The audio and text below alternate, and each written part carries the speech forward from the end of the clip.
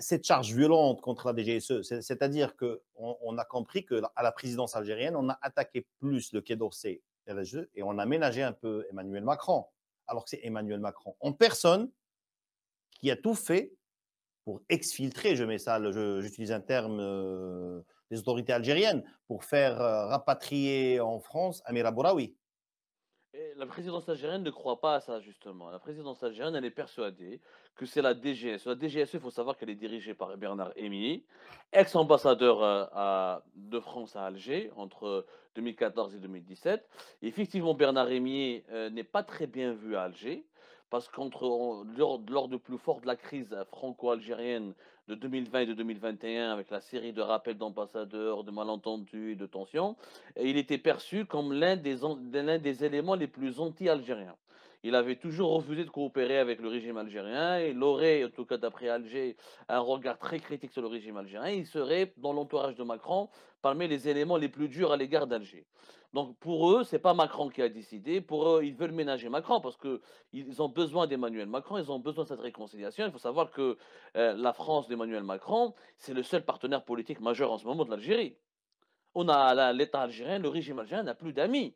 On a un problème avec les Chinois, c'est très superficiel, ce n'est plus avec les Bouteflika. Avec les Émiratis et les Saoudiens, on est en froid, pour ne pas dire en guerre. Avec l'Égypte, on est en froid. Avec l'Espagne, on est en froid. Avec le Maroc, on est en guerre. Avec les États-Unis d'Amérique, on subit des pressions et beaucoup de menaces et Mais d'intimidations. justement, Abdo, les autorités algériennes savent tout ça, mais pourquoi ils s'attaquent à un des rares pays aujourd'hui en Europe s'ils sont très mal avec l'Espagne, ils n'ont presque pas de relation avec l'Allemagne et la Grande-Bretagne. Il reste que l'Italie qui a envie d'avoir son gaz et la France, le véritable vrai grand pays Justement, aujourd'hui. Mais pourquoi aujourd'hui, c'est quoi ce coup de folie, si je me c'est permets, ce un coup que, de sang, en fait, un coup de l'Algérie, folie. en fait, à la présidence algérienne, au plus haut sommet du pouvoir algérien, dans l'entourage de Tebboune, je ne sais pas qui leur a donné cette idée. Je ne sais pas quel est le génie qui leur a donné cette idée. Ils croient que ils peuvent faire pression sur Macron pour limoger Bernard Rémier.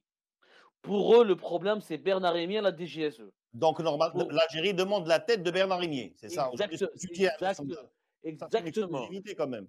Oui, mais tu peux l'apprendre. Exactement ce qu'elle demande. Elle demande la mise à l'écart de Bernard Rémier parce qu'elle estime que la DGSE ne joue pas le rôle de la réconciliation entre l'Algérie et la France et que Macron, il a envie de faire des choses avec Tebboune, qu'il a envie de miser sur Tebboune, qu'il a envie de miser sur la pérennité du système Tebboune et que la DGSE le déconseille, lui recommande pas cela. C'est ce que les dirigeants algériens croient. Maintenant, qui leur dit ça? Qui dit ça à Tebboune? Son staff, le staff de Tebboune, il est composé de Mohamed Jabbar, qui est patron en général, Major Mohamed Jabbar, qui est patron du renseignement extérieur, mais qui n'est pas réellement, il faut vraiment, c'est très long à vous expliquer, hein, et certains de ses conseillers qui n'ont pas l'expérience ni le génie nécessaire pour comprendre les enjeux des relations internationales. Ils pensent que l'Algérie a suffisamment d'influence et de pouvoir pour que Macron limoge son chef de service secret pour faire plaisir à Alger et conserver les bonnes relations avec Alger. Et encore une fois, il n'y a pas de preuve, il n'y a aucune preuve, il n'y a aucune indication que la DGSE, c'est elle qui a exfiltré Amir Aboulaoui. Amir Aboulaoui, c'est le consul. C'est le consul général de France. Oui, ce La sont les DG services consulaires. Ce n'est pas une Oui, exfiltration. Elle a c'est pris un pas, avion transavia normal. mais qui peut croire que la DGSE, parmi les meilleurs services secrets du monde, ont besoin d'une femme médecin de 46 ans pour espionner l'Algérie ou pour. Il faut être fou pour croire à Pour ça. déstabiliser l'Algérie, le système. C'est exact. Le entourage de Tebboune, il y a un problème. Quand, d'ailleurs, elle le dit, la dépêche de la PS, DGSE, certains conseillers franco-algériens, ils font Et référence à. ce sont qui ces conseillers franco-algériens? On Ils peut sont avoir des noms? connus. François Aïssa Touazi, qui a été attaqué d'ailleurs dans l'affaire d'Algérie Part, parce Mhm. qu'il m'a rencontré deux fois, alors que moi, je l'ai juste rencontré deux fois. Bah oui, Karim, c'est notre rôle de journaliste de rencontrer les gens, de toute façon. Si on Karim rencontre pas les gens, Amellel, on n'a pas d'informations. Karim Amellel, proche de Macron et délégué chargé des questions relatives à la Méditerranée, au pays au bassin méditerranéen, avec le fameux projet de l'Union pour la Méditerranée. Et voilà, il y a une liste de personnalités Bien sûr, qui ont. toi, tu fais partie des Khabarji, non? Après, oui, le mot Khabarchi, oui, on Toi, fait tu es tous dans la partie. catégorie Khabarji, non? On fait tous partie des. En fait, allez croire, même Cheb Khaled fait partie des Khabarchi maintenant. Ah Ça oui. veut, non, mais ça veut plus rien dire ce langage. faut comprendre que derrière cette violence, il y a une volonté du régime algérien d'éloigner Macron des réseaux qui sont hostiles à ce que la France mise sur le régime algérien, sur sa pérennité. Alors, C'est pour est-ce que je vais revenir vers. attends, juste une Oui, remarque importante. C'est pour ça que Xavier Driancourt, il est monté au créneau.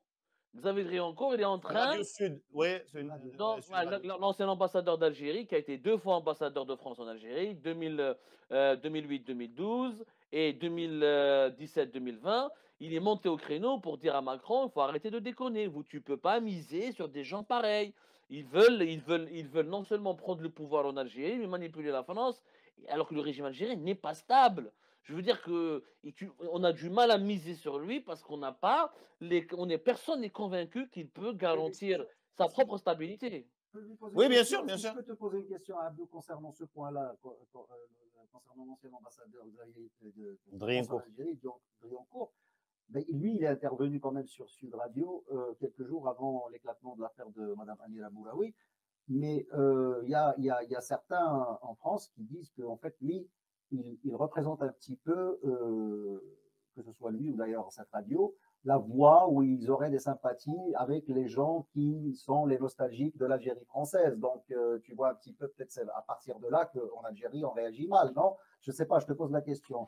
Oui, mais mon ami, en fait, Xavier Driancourt, il a fait plusieurs interventions dans d'autres médias, à l'exception de Sud Radio. Sud Radio, c'était juste qu'un épisode parmi tant d'autres. Il a fait Le Figaro, il a fait TV5, il a fait plusieurs autres médias qui sont plus ou moins neutres et qui n'ont pas de relation avec le lobby de l'Algérie, le lobby des nostalgiques de l'Algérie française. C'est un lobby de personnes âgées en France, là. Il n'a pas réellement de. Je sais pas si Sud Radio est entre leurs mains, je ne sais pas. Mais il a fait un livre. Franchement, il intervient régulièrement dans tous les médias. Il a le même discours. On pense pas, il n'est pas influencé par un lobby. Lui-même fait du lobbying. Xavier Driancourt fait du lobbying pour justement pour qu'Emmanuel Macron et son administration ne misent pas sur le deuxième mandat de Tebboune. Parce qu'un deuxième mandat de Tebboune, aux yeux d'Xavier Driancourt et de plusieurs autres personnes qui sont d'accord avec lui, ça peut être le synonyme d'un effondrement de l'Algérie. L'effondrement de l'Algérie, c'est un risque majeur pour la stabilité même de la France, pour des raisons que peut comprendre à la fois économiques, humaines et politiques.